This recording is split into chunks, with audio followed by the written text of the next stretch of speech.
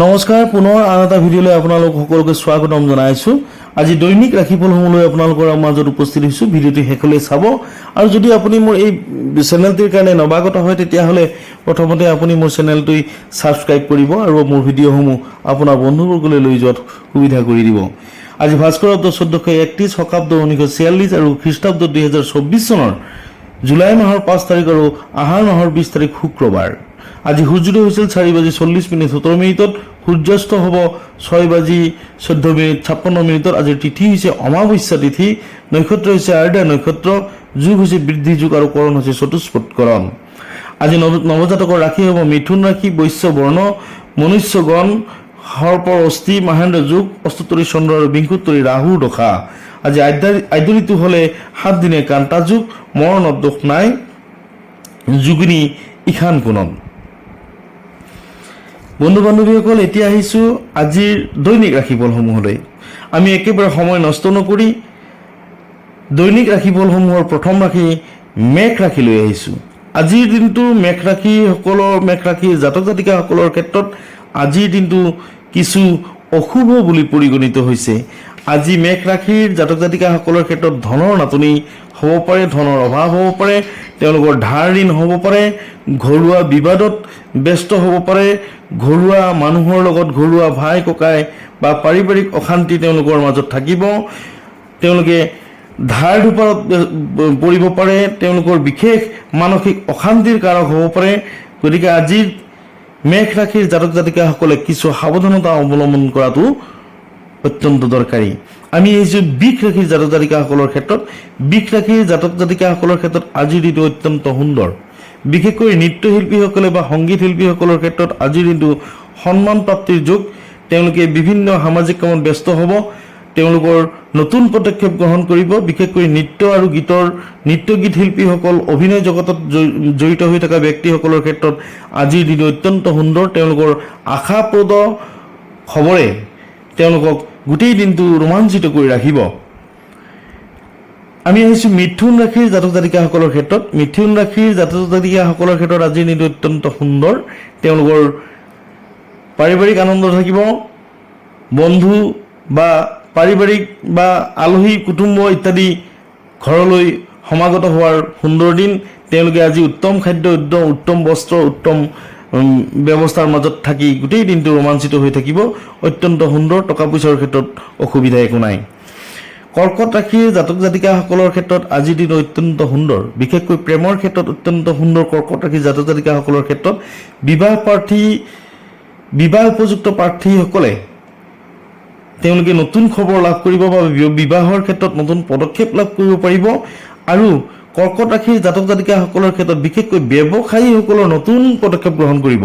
ব্যৱসায়ীসকলে নতুন সুবিধা পাব, নতুন ব্যৱসায়ৰ চিন্তা চৰ্চা কৰিব বা তেওঁলোকৰ কাষলৈ নতুন ব্যৱসায় আহিব। আমি আহিছোঁ সিংহ ৰাশিৰ জাতক জাতিকাসকলৰ ক্ষেত্ৰত। সিংহ ৰাশিৰ জাতক জাতিকাসকলৰ ক্ষেত্ৰত আজিৰ দিনটো কিছু অশুভ বুলি পৰিগণিত হৈছে। এইকাৰণেই তেওঁলোকৰ সামাজিক স্থিতি বা ঘৰুৱা স্থিতি কিছু হীন হ'ব পাৰে, মিছা দোষত দোষী হ'ব পাৰে, তেওঁলোকে প্ৰবঞ্চনাৰ বলি হ'ব পাৰে, সন্মুখত সাংঘাতিকভাৱে প্ৰত্যাহ্বান ল'ব পৰা কণ্ডিশ্যন বা প্ৰত্যাহ্বান ল'ব পৰা পৰিৱেশ পৰিস্থিতি উপস্থিত হ'ব পাৰে। তেওঁলোকে ধাৰ ঋণত ভুগিব পাৰে বা তেওঁলোকে মানসিক অশান্তিলৈ গোটেই দিনটো মানসিক অশান্তিত থাকিব। আমি আহিছোঁ কন্যা ৰাশিৰ জাতক জাতিকাসকলৰ ক্ষেত্ৰত। কন্যা ৰাশিৰ জাতক জাতিকাসকলৰ ক্ষেত্ৰত আজিৰ দিনটো অত্যন্ত সুন্দৰ বুলি বিবেচিত হৈছে। তেওঁলোকে বিশেষকৈ বিবাহ উপযুক্ত পাত্ৰ পাত্ৰীসকলে নতুন খবৰ লাভ কৰিব। তেওঁলোকৰ প্ৰেমত আনন্দ থাকিব বা প্ৰেমত তেওঁলোকৰ আজি অত্যন্ত সচ্ছল বুলি ক'ব পাৰি। বিবাহৰ ক্ষেত্ৰত আজি অত্যন্ত সুন্দৰ। টকা পইচাৰ ক্ষেত্ৰত আজি তেওঁলোকে সঞ্চয় কৰাৰ নতুন দিন। চাকৰি প্ৰাৰ্থীসকলে তেওঁলোকে চাকৰিৰ ক্ষেত্ৰত নতুন পদক্ষেপ গ্ৰহণ কৰিব। আমি আহিছোঁ তুলা ৰাশিৰ জাতক জাতিকাসকলৰ ক্ষেত্ৰত। তুলা ৰাশিৰ জাতক জাতিকাসকলৰ ক্ষেত্ৰত আজিৰ দিনটো অত্যন্ত সুন্দৰ। তেওঁলোকে বন্ধুবৰ্গৰ সহায় লাভ কৰিব, পুৰণা বন্ধু লাভ কৰিব বা পুৰণা বন্ধুৰ লগত সংযোগ হ'ব। তেওঁলোকে বন্ধুৰ পৰা বা বিশেষকৈ ঘৰুৱা মানুহৰ পৰা সঁহাৰি লাভ কৰিব। পুৰণা বিবাদ মীমাংসা হ'ব। বিশেষকৈ মাটি বাৰীৰ লগত জড়িত হৈ থকা বিবাদ আজি মীমাংসা হোৱাৰ সুন্দৰ দিন। ঘৰুৱা কাজিয়া, ঘৰুৱা পেচাল বা ঘৰুৱা মানসিক অশান্তি আজিৰ পৰাই তেওঁলোকৰ নিষ্পন্ন হোৱাৰ সুন্দৰ দিন। আমি আহিছোঁ বৃশ্চিক ৰাশিৰ জাতক জাতিকাসকলৰ ক্ষেত্ৰত। বৃশ্চিক ৰাশিৰ জাতক জাতিকাসকলৰ ক্ষেত্ৰত আজিৰ দিনটো অত্যন্ত সুন্দৰ বুলি ক'ব পাৰি। তেওঁলোকে সামাজিক সন্মান লাভ কৰিব। তেওঁলোকে আনক উপদেশ দিয়া বা আনক ভাল কথা কোৱা বা বৃশ্চিক ৰাশিৰ জাতক জাতিকাৰ কথা অনুসৰণ কৰি অন্যান্য জাতক জাতিকাসকল বা অন্যান্য ৰাশিৰ জাতক জাতিকাসকল উপকৃত হ'ব। অৰ্থাৎ বৃশ্চিক ৰাশিৰ জাতক জাতিকাসকলৰ প্ৰতি কৃতজ্ঞ হৈ ৰ'ব অন্যান্য জাতক জাতিকাসকল। গতিকে টকা পইচাৰ ক্ষেত্ৰত অসুবিধা নাই, সা সন্মানৰ যুগ, ব্যৱসায়ীসকলৰ নতুন ব্যৱসায় বা ব্যৱসায়ীসকলৰ ক্ষেত্ৰত সঞ্চয়ৰ যুগ। আমি আহিছোঁ ধনু ৰাশিৰ জাতক জাতিকাসকলৰ ক্ষেত্ৰত। ধনু ৰাশিৰ কাৰণে আজিৰ দিনটো অত্যন্ত সুন্দৰ। বিশেষকৈ সংগীত জগতৰ লগত জড়িত হৈ থকা শিল্পীসকলৰ ক্ষেত্ৰত আজিৰ দিনটোৱে এক সুন্দৰ দিন হিচাপে পৰিগণিত হ'ব। তেওঁলোকে নতুন পদক্ষেপ গ্ৰহণ কৰিব।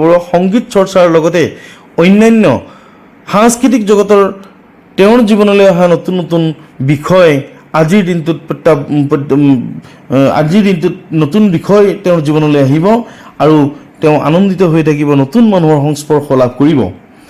মকৰ ৰাশিৰ জাতক জাতিকাসকলৰ ক্ষেত্ৰত আজিৰ দিনটো কিছু অশুভ বুলি পৰিগণিত হৈছে। তেওঁলোকৰ মানসিকভাৱে তেওঁলোক আজি ভাঙি পৰিব পাৰে। আৰ্থিক সচ্ছলতাৰ অভাৱে তেওঁলোকক অত্যন্ত ক্ষতিগ্ৰস্ত কৰিব। মনত বিষাদ আহিব পাৰে, মানসিকভাৱে তেওঁলোক ভাগি পৰিব পাৰে বা অতীততে হৈ যোৱা ঘটনা আজিৰ তাৰিখত পুনৰাবৃত্তি হ'ব পাৰে বা অতীততে হৈ যোৱা বেয়া পৰিস্থিতি আকৌ আজি মনলৈ আহিব পাৰে আৰু মানসিক বিষাদগ্ৰস্ত হ'ব পাৰে। আমি আহিছোঁ কুম্ভ ৰাশিৰ জাতক জাতিকাসকলৰ ক্ষেত্ৰত। কুম্ভ ৰাশিৰ জাতক জাতিকাসকলৰ ক্ষেত্ৰত আজিৰ দিনটো অত্যন্ত সুন্দৰ। তেওঁলোকে উত্তম ভোজন, উত্তম খাদ্য গ্ৰহণ কৰিব, আলহী কুটুম্ব ইত্যাদি ঘৰত সমাৱেশ হ'ব আৰু তেওঁৰ মনে বিচৰা মানুহ, তেওঁ আপোন মানুহ, তেওঁ ভাল পোৱা মানুহ আজি তেওঁ লগ পাব আৰু তেওঁৰ জীৱনৰ কাৰণে বিভিন্ন ধৰণৰ উপদেশ তেওঁ লাভ কৰিব। কুম্ভ ৰাশিৰ ছাত্ৰ ছাত্ৰীসকলৰ ক্ষেত্ৰত বিশেষকৈ আজিৰ দিনটো অত্যন্ত সুন্দৰ যে শৈক্ষিক ক্ষেত্ৰত নতুন পদক্ষেপ গ্ৰহণ কৰিব পাৰিব বা শৈক্ষিক ক্ষেত্ৰত নতুন বিষয়ৰ ওপৰত অধ্যয়ন কৰাৰ তেওঁলোকে সুবিধা পাব। আমি একেবাৰে শেষত মীন ৰাশিৰ জাতক জাতিকাসকলৰ ক্ষেত্ৰত আহিছোঁ। মীন ৰাশিৰ ক্ষেত্ৰত আজিৰ দিনটো অশুভ বুলি পৰিগণিত হৈছে। তেওঁলোকে মিছা দোষত দোষী হ'ব, তেওঁলোকৰ মনত এলাহ ভাৱৰ সৃষ্টি হ'ব আৰু এই এলাহ ভাৱৰ কাৰণে তেওঁ কৰিবলগীয়া কাম কৰিব নোৱাৰি হতাশাত ভুগিব। তেওঁলোকে আজি উপযুক্ত সময়ত উপযুক্ত সিদ্ধান্ত নল'লে তেওঁলোকে গোটেই দিনটোতেই বিষাদগ্ৰস্ত হৈ থাকিব। মীন ৰাশিৰ ছাত্ৰ ছাত্ৰীসকলৰ ক্ষেত্ৰত আজিৰ দিনটো অত্যন্ত অশুভ বুলি কোৱা হৈছে। তেওঁলোকে অসৎ বন্ধু বা অসৎ পৰিৱেশৰ মাজত তেওঁলোকে নিজকে নিয়োজিত কৰিব। বন্ধু বান্ধৱীসকল, আজিৰ দৈনিক ৰাশিফলৰ শিতানটি লৈ আপোনালোকৰ মাজত উপস্থিত হৈছিলোঁ। যদি মোৰ এই ভিডিঅ'টি ভাল লাগে বা মনোগ্ৰাহী হয় এটা লাইক কৰিব, শ্বেয়াৰ কৰিব বন্ধুবৰ্গলৈ আৰু কমেণ্ট বক্সত গৈ ওম নমঃ শিৱায় বুলি লিখিবলৈ নাপাহৰিব। পুনৰ লগ পোৱাৰ প্ৰতিশ্ৰুতিৰে ধন্যবাদ।